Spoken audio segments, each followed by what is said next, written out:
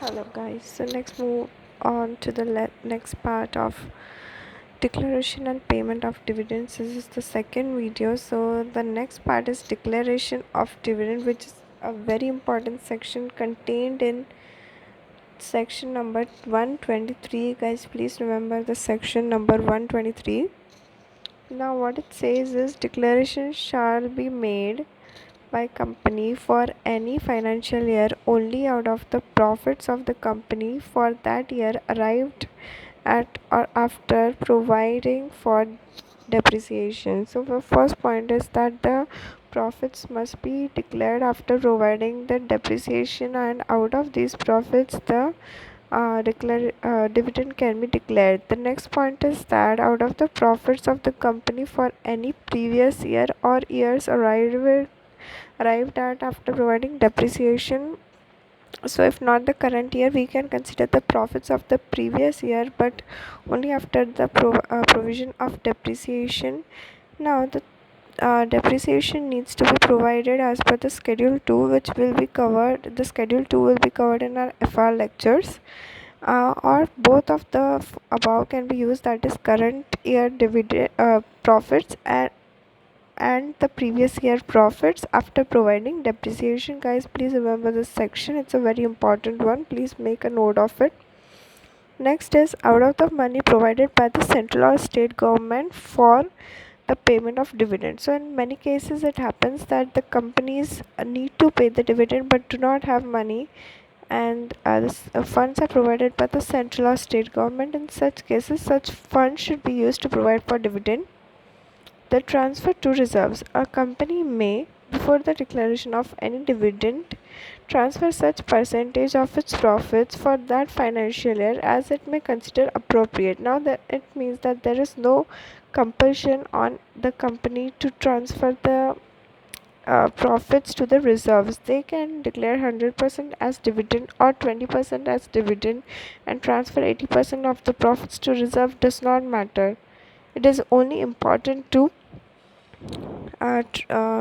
transfer the profits of the reserves to the reserves as the company requires or needs at a particular point of time. Let us look at the example 1. It's very easy. Alma Limited proposes to transfer more than 10% of the profits of the company to the reserves for the current year before declaration of dividend at 12%. Is Alma Limited allowed to do so? The answer to this is yes. The amount of the amount to be transferred to the reserves out of the profit for a financial year has been left at the discretion of the company acting via its board of directors. That is, the board of directors have to decide. Therefore, the company is free to transfer any amount of profits as it deems fit to the reserves. Next is BRICS Limited has earned a profit of 1000 crores for the financial year 16-17 and proposed to transfer a dividend of 8.75%. However, it does not intend to transfer any amount to the profits earned. That profits earned here means reserves. Can BRICS Limited do so? Answer is yes. There is no restriction to transfer any specific amount, even no amount, to the reserves before declaration of dividend. I hope this is clear, guys. Please make a note of this section number 123 because it's really important. Now let's start with the next part, guys. Declaration of dividend out of accumulated profits. So what it says is, when a company, owing to inadequacy or absence of profits, proposes to declare dividend out of the accumulated profits of the previous years and transferred by the company to the reserves, such declaration of dividend shall be made only in accordance with the prescribed rules of section 123. Now what are these rules? That, as we have read earlier about the rules, let me show you once again. About transferring from the previous year profits after the deduction of depreciation, so this need to be followed, and any amount of money can be declared as dividend from that. So let's see what's there ahead of this. Declaration of dividend. What is the exception? The above provision shall not apply to a government company in which the entire paid up share capital is held by the central government or any state government or governments, or by the central government and one or more state governments. Now let's move on to the next part, which is declaration of dividend from free reserves. Dividend shall be declared or paid by a company only from its free reserves. No other reserve can be utilized for the purpose of declaration of dividend. So this is very important, that the dividend needs to be declared only out of the free reserves. Next part is declaration of dividend by set off of previous losses and depreciation against the profit for the current year, which means that first of all, before declaring the dividend, the previous year losses and the depreciation of the current and the previous years has to be deducted from the profit. Only then the dividend can be provided for. The rate of the dividend shall not exceed the average of the rates at which the dividend was declared by it in the 3 years immediately preceding that year. So suppose now it is 2019-89. So now the financial year going on is 1920. So we need to consider 3 years, which is 18-19, 17-18 and 16-17, and divide the rate of dividend in the 3 years, divide by 3, so that we come to an average. Now the rate of, suppose the average for the previous 3 years is 15%. So this year we cannot exceed 15% at all. The next point to be considered while declaration of dividends is the total amount to be drawn from such accumulated profit shall not exceed 1/10 of the paid up share capital. So for example, if the paid up share capital is 1 crores, then the 1/10 of 1 crore is 10 lakh. So the total amount drawn from the accumulated profits cannot exceed 10 lakh rupees, which the 1/10 should be of paid up capital plus free reserves. So now for example, if the total amount of the accumulated profits is 20 lakh rupees, then how much can you take out of it if the paid up share capital plus free reserves is 1 crore? It means that 10 lakhs, that is 1/10, can be taken out of it. Okay, but for example, if the accumulated profits amount is only 7 lakhs, then only 7 lakhs will be taken out of it if the paid up share capital and free reserves is of 1 crore, which and the 1/10 of 1 crore is 10 lakhs. So the lowest of the two have to be taken out for distribution as dividend. And also the amount drawn from the accumulated profit should be first used to set off the losses and the depreciation of the current year, which is a very important point. And the balance of the reserves after such withdrawal shall not fall below 15% of this paid up share capital. So the balance of the reserves, like I said, that suppose 20 lakhs we have as reserves, so it should not fall below 15% of the paid up share capital of the last audited financial year. So for example, if the paid up is 1 crore, then the 15% of the paid up share capital, which is 15 lakhs, should be maintained as reserves. Let us have a look at this example, by looking at which everything is going to become very clear. So what is in this example, a public limited company has been declaring dividend at the rate of 20% during the last 3 years. The company has not made adequate profits during the year ended March 31st, 2017, but it has got adequate reserves which can be utilized for maintaining the rate of dividend at 20%. Advise the company to how it should go if it wants to declare dividend at the rate of 20%. So in the given case, what the company can do is, the company has made adequate profits for the current year. However, it can declare dividend for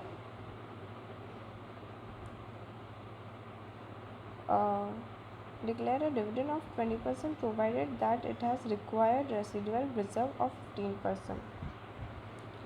So what it can do is, it can if it has a required reserve of 15% after the payment of such dividend. For example, if the 20% of the dividend is like 40 lakhs, then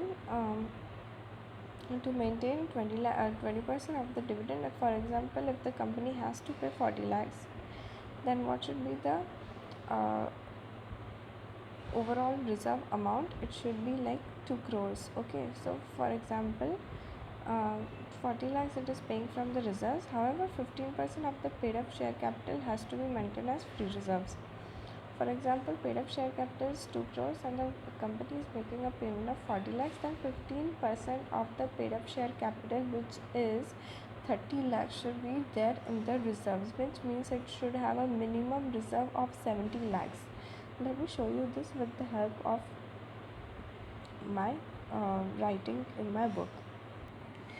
So guys, these 4 conditions have to be followed for payment of dividend. Let's see one by one. The rate of dividend, like I explained, should be lower than or equal to the rate of dividend in the past 3 years.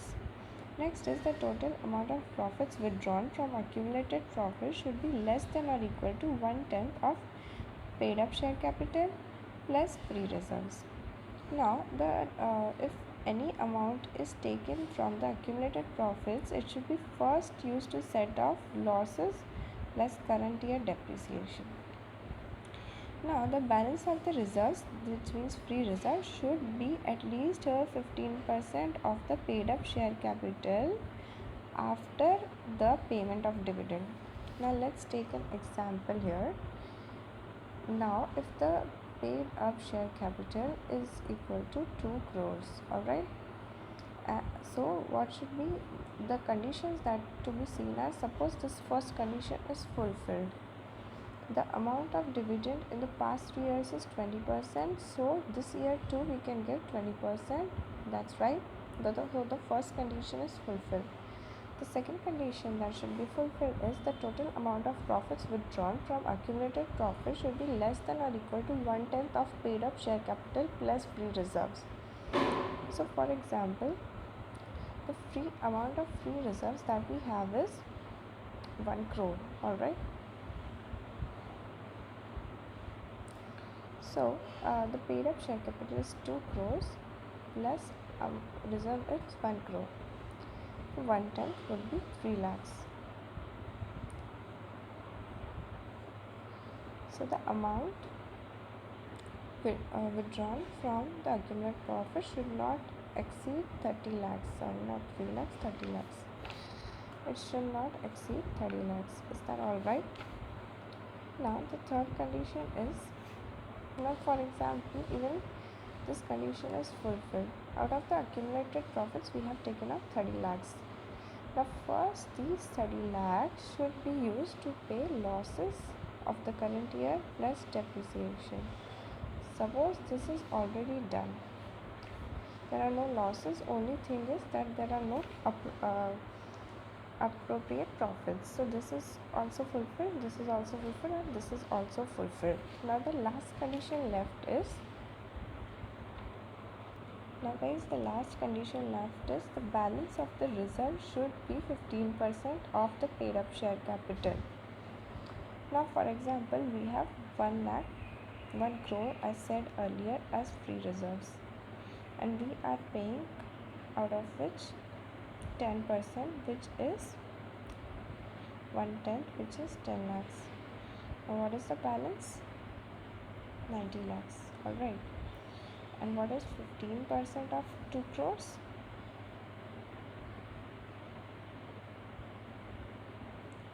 Is 30 lakhs. So we need to maintain at least 30 lakhs. So we have already 90 lakhs, which is also fulfilled. So all the 4 conditions are fulfilled. So we can pay 30 lakhs as we can pay 20% of the profits as dividend. I hope this is really very clear. Please remember these four conditions. Let me repeat once again. The rate of dividend for payment of dividend should be less than or equal to the average of 3 years. The total amount of profits withdrawn should be less than or equal to 1/10 of the paid up share capital plus free reserves, and it should be first used to set off the losses of current year plus depreciation, and the balance of reserve should be 15% of paid up share capital. These four conditions are very important. So yes, this is all for this chapter, and any kind of queries and anything you all want to ask, you can ask in the comment section, and see you all later in the second chapter of law.